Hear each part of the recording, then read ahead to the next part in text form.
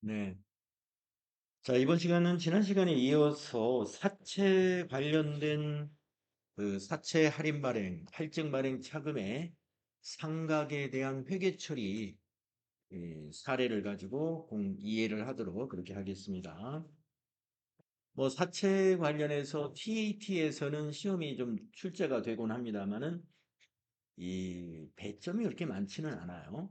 예, 한 문제 정도 나올 수가 있는데 그 뭐 한 문제도 우리가 포기할 수는 없습니다. 그래서 요거를 좀 어느 정도 이해해 놓으시면 여러분이 다 맞출 수 있는 그런 문제이기 때문에 이해를 좀 해 주시면 되겠고요. 46페이지 그 3번에 있는 표, 이 표를 좀 먼저 이해를 하겠습니다. 23년 1월 1일 날, 23년 1월 1일이면 우리가 사채를 발행한 날이거든요. 사채 발행 시점의 회계 처리는 FAT 1급 교재에도 설명이 나와 있었죠. 그래서 우리가 지난 시간에 설명한 대로 호시 이자율이 시장 이자율보다 낮기 때문에 죄송하지만 문 좀 닫아주시겠어요? 예,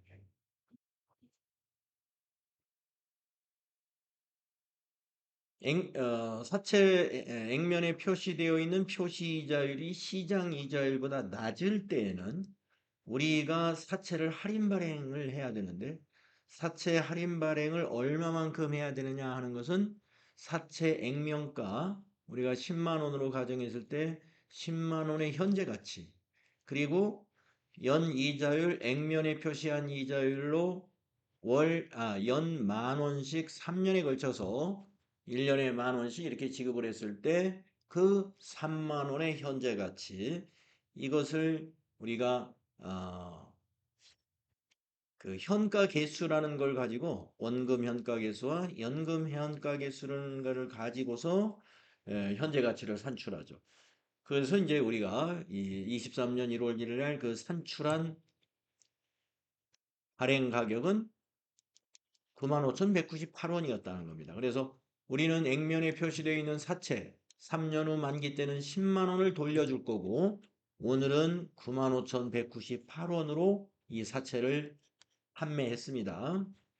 자, 그러면 우리가 돌려줄 돈은 10만 원이고 받은 돈은 95,198원이므로 현재 시점에서는 사채를 할인 발행한 부분 4,802원을 어떻게 표시하느냐 하면은 사채 할인 발행 차금이라는 계정으로 표시하는데 이 사채 할인 발행 차금이라는 계정의 성격은 무엇이냐? 대변에 있는 사채라고 하는 비유동부채의 차감 계정입니다. 자, 이 차감 계정을 이대로 놔두게 되면은 우리가 만기 때 사채를 상환할 때 그 10만 원을 상환하게 되는데 사채의 장부 금액이 10만 원이 안 되지 않습니까? 요 차감 계정 때문에. 예, 4,802원이 부족하죠. 그렇기 때문에 우리가 이 사채 할인 발행 차금을 매년 균등한 일정한 어떤 규칙을 정해서 상각해 줍니다. 그러니까 사채 할인 발행 차금 4,802원을 3년 후에는 제로가 되도록 만들어 주는 것이죠. 그래서 위에 있는 표가 뭐냐면은 그 삼각표가 되겠습니다.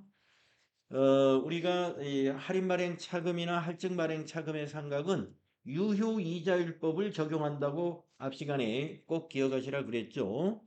유효 이자율은 뭐냐? 사채를 발행하는 시점에 시장 이자율이라고 이해하시면 좋겠다. 그래서 유효이자율법에 대해서 어떻게 이자 비용을 계산하느냐 하면은 기초장부금액에다가 유효이자율 12%를 곱합니다. 그러면 23년도의 이자 비용은 11,424원이죠. 그래서 결산 때 어떻게 회계 처리를 하느냐를 그 밑에 3번 표의 두 번째 줄을 보시면은 차변의 이자 비용 인식한 거 손익계산서에 가는 이자 비용은 바로 요 11,424원 이 금액이 비용으로 발생하게 됩니다. 그리고 대변의 현금 만 원은 무엇이냐 하면은 액면 이자라고 해서 액면에 표시된 이자율을 액면가에다 곱하기 한 거죠. 그래서 이 액면 이자는 약속한 이자이고 매년 동일한 금액을 지급합니다. 그래서 만 원을 현금으로 지급하게 되죠. 그래서 현금으로 지급하는 이자와 회사가 비용으로 인식하는 이자 비용이 지금 1,424원만큼의 차이가 발생하죠. 이것을 삼각하는 거예요. 차변의 사채 할인 발행 차금으로 인식하게 되면은 대변에 있는 사채 할인 발행 차금의 잔액은 이만큼 감소하게 되겠죠. 자, 그 다음에 24년 12월 31일 이자를 지급할 때 회계 처리를 또 보시면 24년 기초 잔고 금액은 이때는 96,622원이 되게 됩니다. 왜냐하면 1,424원만큼 상각을 했지 않습니까? 그러므로 잔고 금액은 증가하게 되죠. 할인한 것을 상각했으니까. 그래서 기초 잔고 금액이 증가했으므로 12%의 유효이자를 곱하기 했을 때 이자 비용은 이렇게 증가하게 됩니다. 그래서 11,595원으로 24년에 이자 비용은 증가하죠. 한 170원 정도 증가했죠. 그리고 대변의 현금은 동일합니다. 그러면서 사채 할인 발행 차금 상각한 금액도 더 증가하게 됩니다. 그리고 이제 마지막 3년차 25년 12월 31일 이자를 지급할 때 회계 처리를 보면은 차변의 이자 비용은 11,784원으로 다시 이자 비용이 증가합니다. 왜 증가하느냐 하면은 잔고 금액이 증가했기 때문이죠. 잔고 금액이 증가했으므로 이자 비용은 증가하고 액면 이자는 그대로이므로 바로 차감한 상각 금액은 또 증가하게 됩니다. 1,784원. 이렇게 해서 요 세 번의 상각을 한 이 숫자 세 개를 더하게 되면은 최초의 할인 발행 차금 4,802원하고 동일하게 되죠. 그래서 이 2025년 12월 31일 사채 액면가를 상환하는 시점에서는 사채의 장부 금액과 액면 금액이 동일하게 됩니다. 따라서 사채 할인 발행 차금인 차감 계정은 제로가 되므로 이제 액면가만큼을 상환할 때 회계 처리, 이거는 이제 상환 시 회계 처리죠. 법인이 현금으로 사채권자에게 원금을 상환했다. 그러면 분계가 이렇게 되겠습니다. 차변의 사채, 비유동 부채의 감소, 대변의 현금, 자산 감소. 네, 이런 흐름으로 우리가 사채 할인 발행 차금의 상각이 이루어진다는 것. 자, 그러면 이 부분에서 우리 출제위원들이 시험을 어디서 출제하는가를 이렇게 보게 되면요. 전표 입력 문제로 한 번도 출제한 적은 제가 못 봤습니다. 즉 실무수행. 이론에서 한두 문제를 내는데 어떻게 문제를 내느냐 하면은 바로 이 흐름을 아느냐를 물어보는 건데 예를 든다면 이거예요. 액면 이자는 매년 증가한다. 그러면 그건 틀린 거죠. 왜냐? 액면 이자라는 것은 변동이 없는 것입니다. 액면가 곱하기 액면 이자율이기 때문에 감소하거나 증가하지가 않아요. 매년 일정하다. 이 개념을 여러분이 알고 있느냐? 이런 거. 그러면 이 상각 금액을 한번 물어볼까요? 사채 할인 발행의 상각 금액은 매년 증가한다. 할인 발행 시에는 증가하는 거 맞습니다. 왜냐면은 장부 금액이 계속 증가하거든요. 장부 금액이 증가하고 이자율은 일정하지만 장부 금액이 증가해 주므로 그만큼 이 이자 비용과 현금 지급하는 이자의 차익이 벌어지기 때문에 매년 상각 금액은 증가한다. 그러면 이자 비용이 증가한다. 이 말도 맞는 얘기죠. 장부 금액이 증가하기 때문에 이자 비용 증가한다. 상각 금액 매년 증가한다. 액면 이자는 변동이 없다. 이런 걸 기억하시라는 겁니다. 주로 이론에서 그렇게 문제를 내더라 이런 얘기예요. 문제를. 그러니까 보기에 이런 식이에요. 아까 말씀드린 대로 보기 1번 액면 이자는 매년 증가한다. 그러면 이제 틀린 것을 찾아라. 그랬으면 그게 답이에요. 맞는 것을 찾아라. 그러면 그게 답이 아니겠죠? 그 다음에 여기 이자 비용에 대해서 이거는 이자 비용이라고 그래요. 왜냐하면 여기 회계 처리한 건 다 이자 비용이지 않습니까? 이게 바로 이자 비용입니다. 이자 비용. 그래서 매년 인식되는 이자 비용은 증가한다. 그러면 그건 맞은 거예요. 할인 발행 시에. 그리고 상각 금액도 이자 비용이 증가하기 때문에 같이 증가하는 것입니다. 자, 요 포인트를 여러분이 기억해 주시면은 기존에 나왔던 사채 할인 발행 차금 상각과 관련된 문제를 거의 맞출 수 있을 겁니다. 다음 사례를 보겠습니다. 이번에는 반대의 경우의 사례인데요. 이렇게 예를 들었어요. 23년 1월 1일 날짜 똑같고 이번에는 시장 이자율이 8%일 때 우리 회사의 액면 표시 이자율은 10%로 표시를 했다는 것입니다. 그러면은 뭐 만기일 똑같고요. 액면 금액 10만 원은 똑같습니다.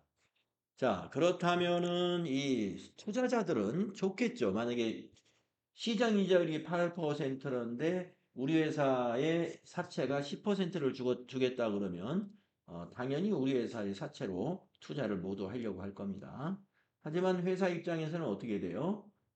사채를 발행하는 것보다 시장에서 다른 방식으로 돈을 차용하는 것이 더 유리하기 때문에 우리는 사채를 발행하면서 아마 이 8% 수준으로 우리가 사채를 발행하는 것으로 조정을 할 것이다 이겁니다. 그래서 여기 보시다시피 사채 발행 금액을 현재 발행 시점의 이자율, 시장 이자율 이걸 발행 금액을 산출하는데 사용했다 해서 이걸 유효이자라고 하는데 이 유효이자율로 우리가 현재 가치를 구해 봅니다.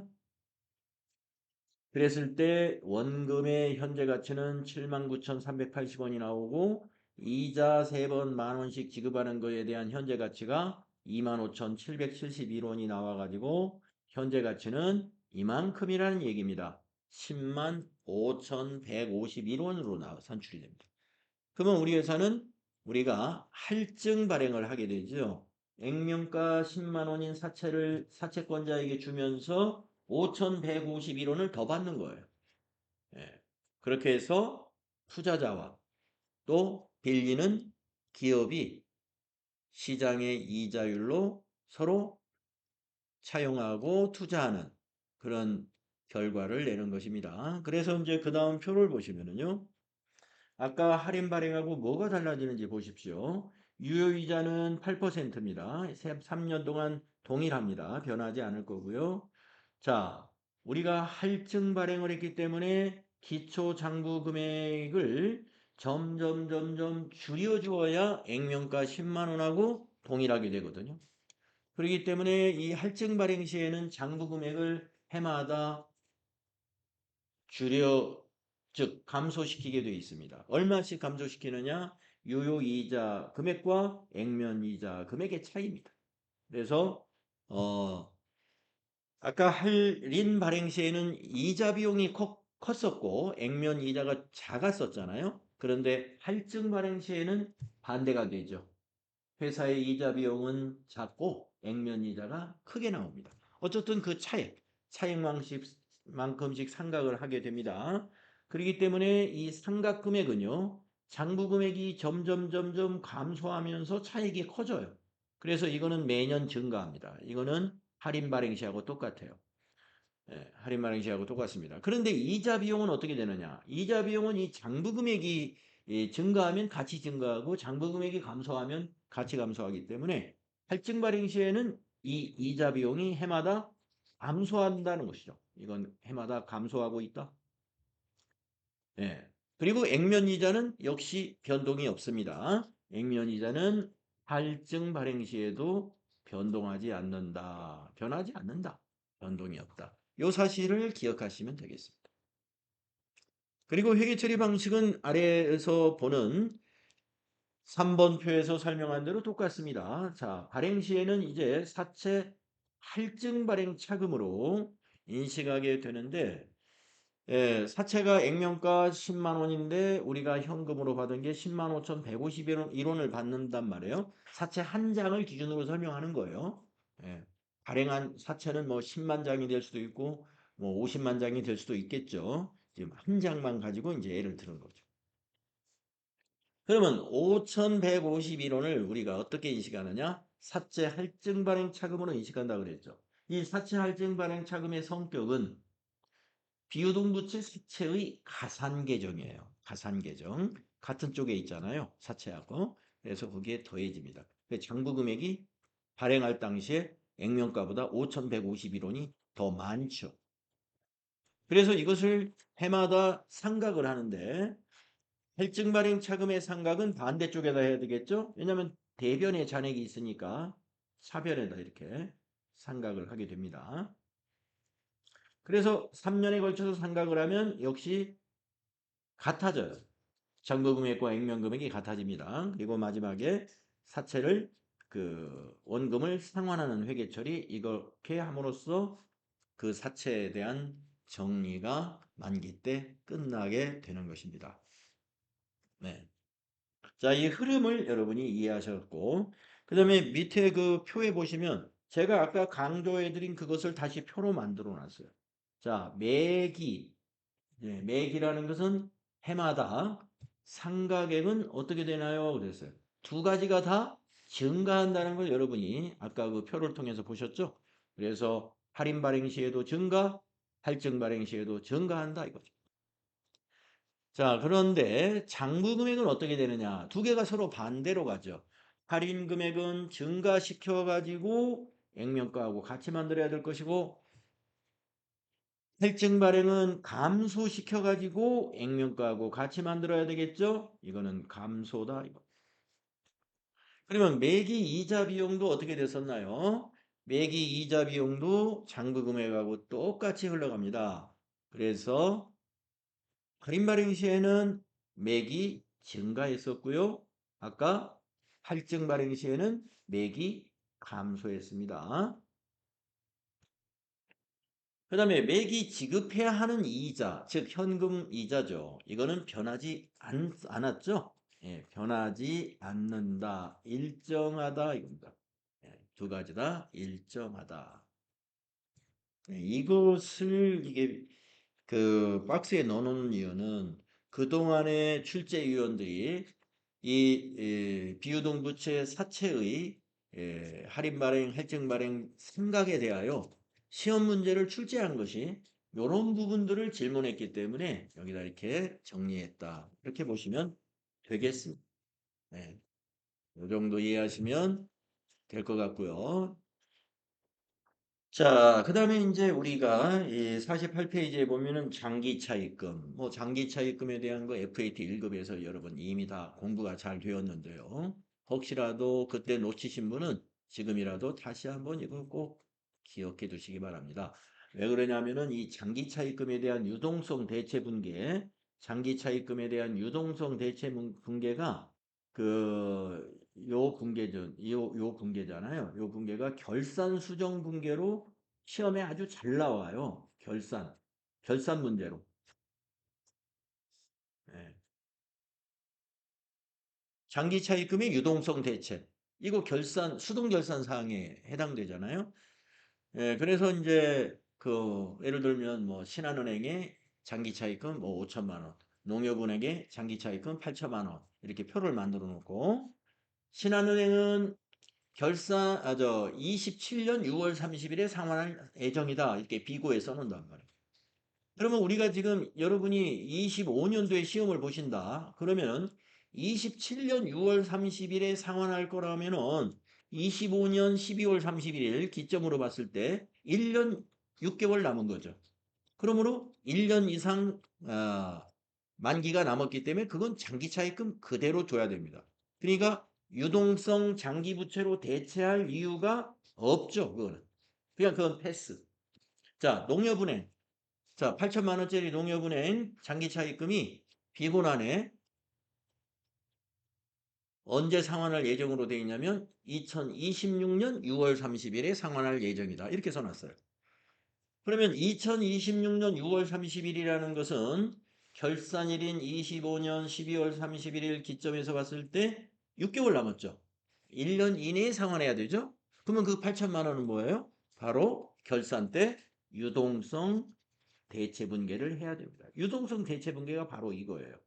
장기차입금 농협은행 8천만 원, 대변의 유동성 장기부채 농협은행 8천만 원. 이렇게 회계 처리를 해야 된다. 그래서 이 장기 차입금에 대한 문제는 뭐 다른 유형의 어떤 유형의 문제로 나오는 것보다 지금 말씀드린 결산 때 수정분계 문제로 많이 등장하니까 요거만큼은 놓쳐서는 안 될 것 같습니다.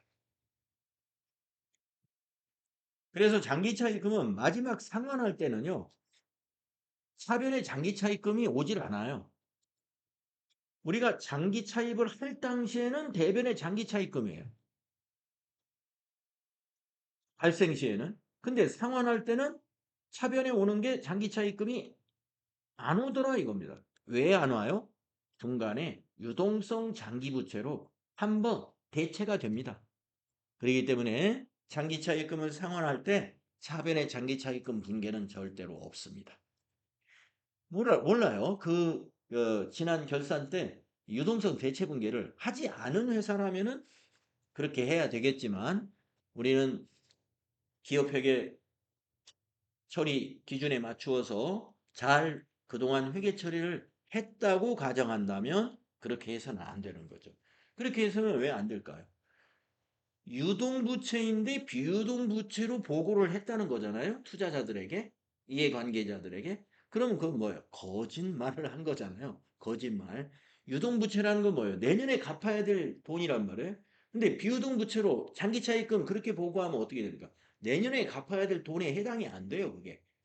예, 비유동부채라는 것은 상환일이 1년 이후에 도래하는 것을 비유동부채라고 합니다. 근데 재무제표에 비유동부채 해놓고 장기차입금 농협은행 8천만 원 이렇게 표시하면 일종의 거짓말이 되는 거죠. 예. 갚아야 될 만기가 6개월밖에 안 남았으므로 유동부채 쪽으로 표시를 해야 돼요. 그렇기 때문에 그것을 우리가 회계처리가 결산 때 해줘야 되는 겁니다. 그걸 놓쳤다면 실수라고 볼 수 있고 그 투자자나 다른 이해관계자, 채권자들에게 큰 오류를 범한 거예요. 보고상 오류, 회계상 오류를 범한 거다. 이렇게 봅니다. 자, 교외 임대보증금 여러분 비유동 부채라는 거 잘 아시죠? 임대보증금. 자, 이제 퇴직급여 충당 부채 보겠습니다. 우리가 FAT 1급에서는 퇴직급여 충당 부채 결산 때 설정한다. 요 정도로만 우리가 알고 있는데요. 그 정도로만 우리가 설명을 했는데 이번에는 좀 더 나아가서 퇴직급여 충당 부채를 설정하지 않는 법인도 있다. 예.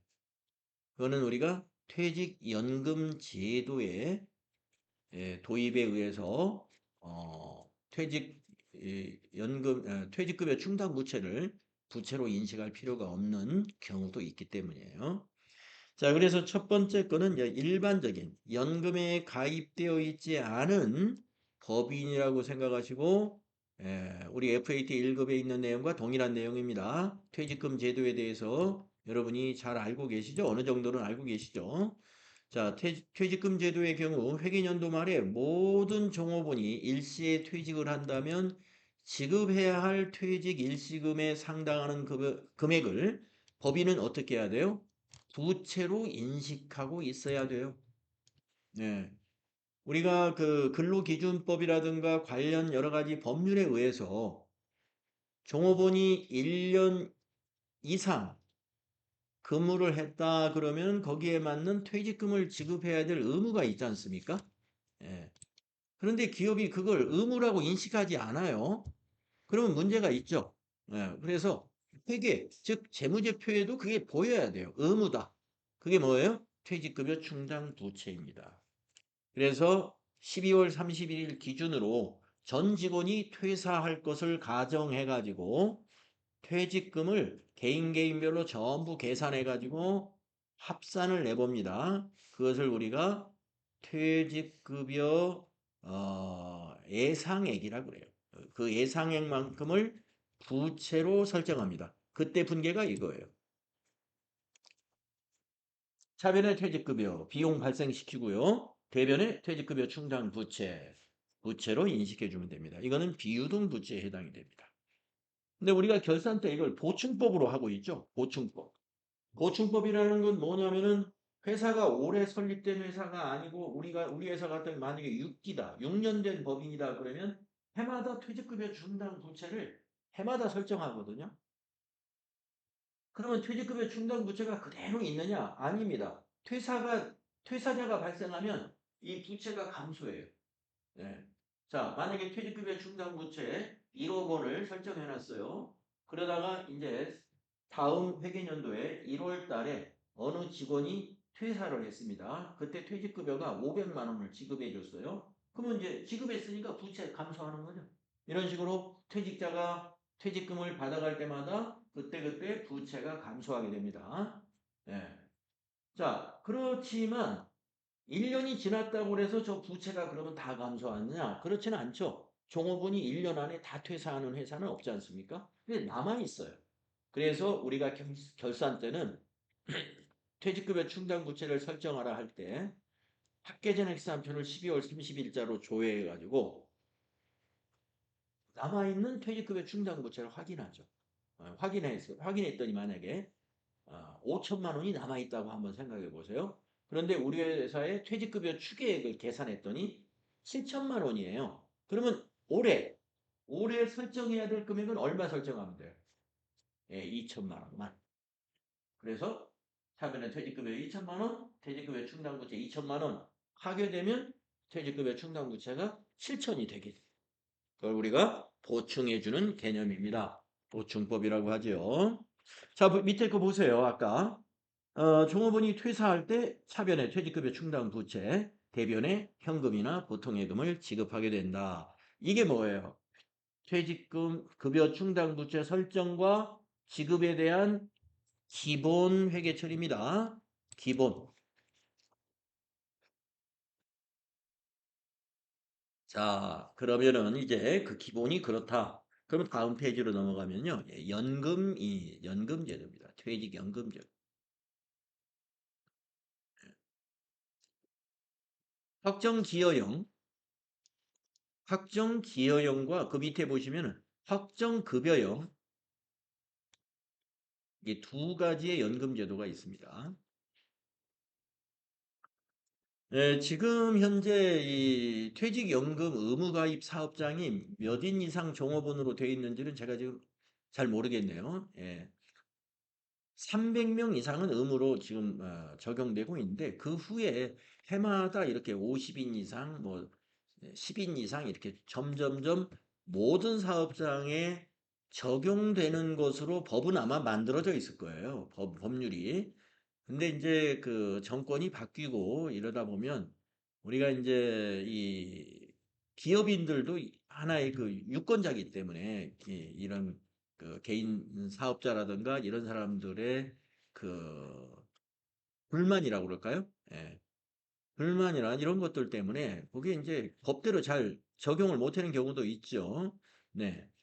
자, 아무튼 현재 법률이 만약에 300인 이상 종업원이 있는 기업들은 모두 퇴직연금에 의무 가입해야 된다 그러면 반드시 가입해야 돼요. 가입하지 않으면 기관에 말하자면 노동부에 어떤 제재를 받게 됩니다. 그래서 기업을 경영할 수 없게 되죠.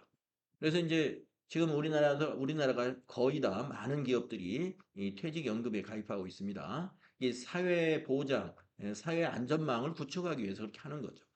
우리나라가 그 옛날에 아주 어마어마한 사태를 겪었잖아요. IMF. 뭐 요즘에도 어느 미국하고 여러 가지 관세 협의하면서 얼마를 투자해라 할 때 그렇게 투자했다는 나라가 금융시장이 아주 거들난다 이 말이 이제 IMF 옛날처럼 외화가 부족해가지고 IMF에 갈 수도 있기 때문에 그 끔찍한 그런 경험들을 했잖아요. IMF 때 정말 많은 사람들이 운명을 달리한 사람도 많아요. 예. 뭐 그냥 너무 좌절한 나머지 막그 40대, 50대 가장들이 많이 죽었어요. 실제로. 예. 그래서 직장이 어느 날 갑자기 없어진 것만이 아니라 직장에서 퇴직금도 못 줘요. 예. 그러니까 부채 비율이 워낙 높으니까 빨리 그 도산을 했는데 만약에 지금처럼 좀 안전망을 잘 구축해가지고 이 퇴직연금제도라도 있었으면 그 남아있는 종업원들의 뭐 10년, 20년, 길게는 뭐 3, 40년 이렇게 일한 거에 대한 뭐 퇴직금은 보험회사, 금융권에서 이렇게 책임을 져줄 텐데 그 당시에는 그런 제도도 없었죠. 예, 그러니까 퇴직금도 한 푼 못 받죠. 예, 어느 날 갑자기 그렇게 되니까 예, 큰 문제, 사회에 아주 큰 문제였어요. 정말 어려운 시기였습니다. 그런데 정말 우리나라는 또 이게 대단한 나라예요. 제가 보기엔. 예, 우리나라가 정말 규모만 지금보다 한 서너 배의 큰 기업이면은 아마 예, 미국, 중국을 뛰어넘을 것 같아요. 비상한 사람들이에요. 제가 보기에. 여러분들도 그렇게 보지 않나요? 인구 5천만밖에 안 되고 땅덩어리도 진짜 작잖아요. 우리가 해외여행을 옛날에는 안 나가봐서 이게 그런 걸 잘 몰랐는데 진짜 큰 나라 가보면 우리나라 너무 작구나. 네, 그런데도 여러 가지로 비교해 보면 너무 대단한 나라입니다.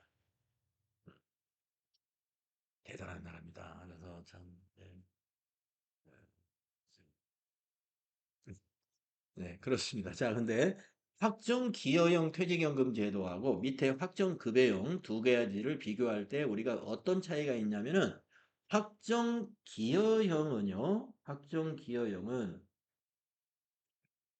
이 아까 말씀드린 대로 퇴직급여 충당 부채가 없습니다.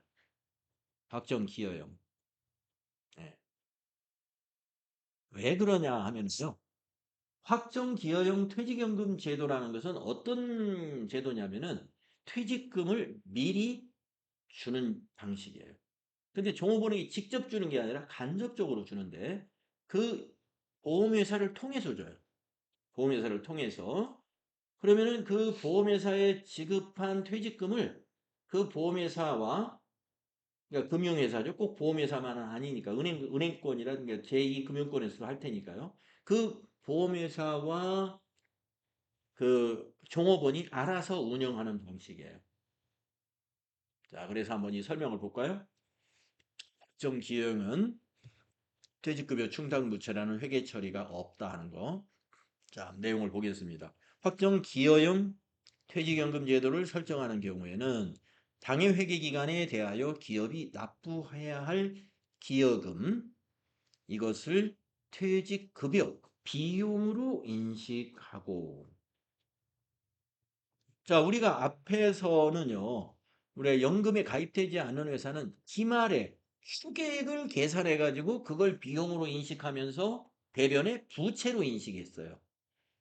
근데 지금 이거는 여기까지만 한번 잘 이해해 보시면은 기여금을 그 금융회사에 보험회사에 납부하고 비용으로 인식하는 거예요.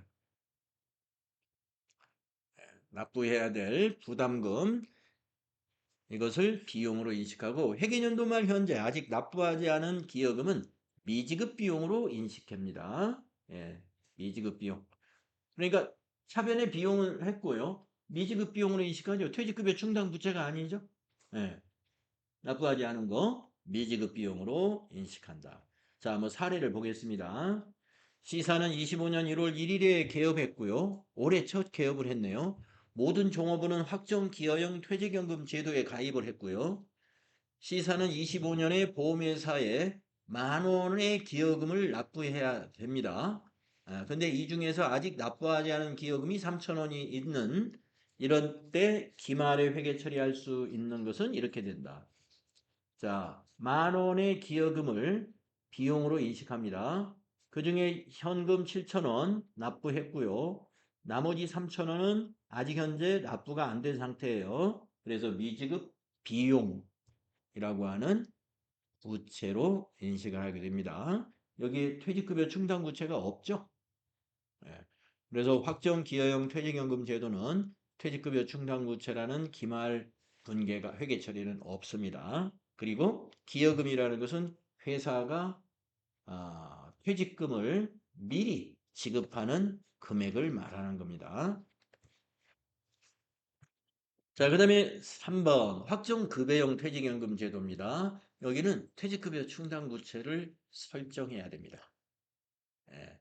왜 그러냐면은 이게 이 연금에 불입을 한 것을 아까 기여형이라고 그러면은 종업원에게 미리 지급해서 그 기여금을 운용할 책임이 종업원에게 있는 거예요. 그러나 확정급여형 퇴직연금 제도는 불입을 한 금액의 운용 권한이 누구에게 있냐면 기업에게 있습니다. 그러니까 아직 종업원에게 이전된 것이 아니에요. 예, 퇴직할 때 이전을 해줘요. 따라서 종업원은 사실상의 그 연금을 운용할 권한이 없기 때문에 회사의 권한이거든요. 그러므로 이거는 퇴직급여 충당부채를 인식해야 하는 제도입니다. 한번 내용을 보겠습니다. 확정급여형 퇴직연금 제도. 종업원이 퇴직하기 전의 경우에 보고기간 말 현재 종업원이 퇴직할 경우 지급해야 할 퇴직 일시금에 상당하는 금액을 측정하여 퇴직급여 충당부채로 인식한다. 네, 퇴직급여 충당부채를 인식해야 한다고 그러죠. 종업원이 퇴직연금에 대한 수급 요건 중 가입기간 요건을 갖추고 퇴사하였으며 퇴직연금의 수령을 선택한 경우 네, 그러면은 연금회사에서 그때 지급을 해주는 방식으로 합니다. 자, 한번 쭉 읽어보겠습니다. 보고기간 말 이후 퇴직종업원에게 지급해야 할 예상퇴직연금 합계액의 현재 가치를 측정하여 퇴직연금 미지급금으로 인식한다. 확정급여형 퇴직연금 제도에서 운용되는 자산은 하나로 통합하여 퇴직연금 운용자산으로 표시한다. 네, 아까 우리가 확정기여형에서는 퇴직급여로 인식한다 그랬잖아요. 회사의 비용으로 인식해야 된다. 기여금을. 그런데 이번에 퇴직급여형은 뭐예요? 네, 퇴직급여형은 퇴직연금 운용자산으로 개정 과목을 표시하라 이랬습니다. 자산입니다. 자산. 확정급여형 퇴직연금 제도에서 퇴직급여와 관련된 자산과 부채를 재무상태표에 표시할 때에는 퇴직급여와 관련된 부채인 퇴직급여 충당부채와 퇴직연금 미지급금에서 퇴직급여와 관련된 자산, 퇴직연금 운용자산을 차감하는 형식으로 표시한다. 네, 퇴직연금 운용자산을 어디에 차감 계정으로 표시하느냐 하면은 퇴직급여 충당부채 비유동 부채에 있는 퇴직급여 충당 부채 밑에다가 차감하는 형식으로 표시한다 이거예요. 그러니까 퇴직연금 운용자산은 자산인데 재무상태표에 표시할 때는 부채의 차감 계정으로 표시한다 이 말이죠. 퇴직연금 운용자산이 퇴직급여 충당부채와 퇴직연금 미지급금의 합계액을 초과할 때는 그 초과액을 투자자산으로 표시한다. 네. 자, 초과라는 건 뭐냐면 우리 회사의 퇴직금 추계액이 8천만 원이 되어서 퇴직급여 충당부채를 8천만 원으로 설정을 했는데 퇴직연금 운용 자산이 운용이 잘 돼가지고 운용 수익이 막 많이 났어요. 요즘처럼 막 하이닉스 주식이 말이죠. 2배, 3배 막 오르고 있어요. 근데 우리 그 기업 이 운용 자금을 하이닉스에 잘 투자를 했어요. 그래가지고 요번에 이익이 엄청 났다고 한번 가정을 해봅시다. 그랬더니 퇴직급여 충당부채를 이 운용자금이 이익을 많이 내면 운용수익을 많이 내면 운용자산이 자꾸 불어나니까요. 퇴직급여 충당부채보다 1년 사이에 부쩍 늘었다. 그러면 기말에 어떻게 표시해야 되느냐? 퇴직급여 충당부채가 만약에 8천만 원이면 퇴직연금 운용자산은 8천만 원만 거기다 표시하는 거예요. 그리고 또 하나 퇴직연금 운용자산 개정 과목을 뭐로 하나 코드를 만드냐면은 투자자산 과목에다 또 하나 만들어요. 그래가지고 투자자산의 밑에 표시한다. 네, 투자자산으로 표시한다 이 말입니다. 네, 그래서 퇴직급여 충당 부채를 마이너스로 표시할 수는 없어요. 이 차감 계정이 더 많아지면 잘못하면 마이너스가 돼요. 잘못한 게 아니라 잘하면 마이너스가 되잖아요. 그래서 마이너스가 나오지 않도록 퇴직급여 충당 부채를 초과한 운용자산은 투자 자산에다가 표시하면 된다. 이런 얘기가 되겠습니다. 자, 사례를 보면은요. B사는 25년 1월 1일에 개업했고 모든 종업원이 확정급여형 퇴직연금 제도에 가입했습니다. 25년 보험회사에 10,000원을 납부했고요. 25년 12월 31일에 모든 종업원이 퇴직한다면 지급해야 할 퇴직일시금이 11,000원입니다. 네, 그러면 10,000원은 퇴직급여 운용 자산이죠. 네, 그리고 1,000원은 우리가 퇴직급여, 예,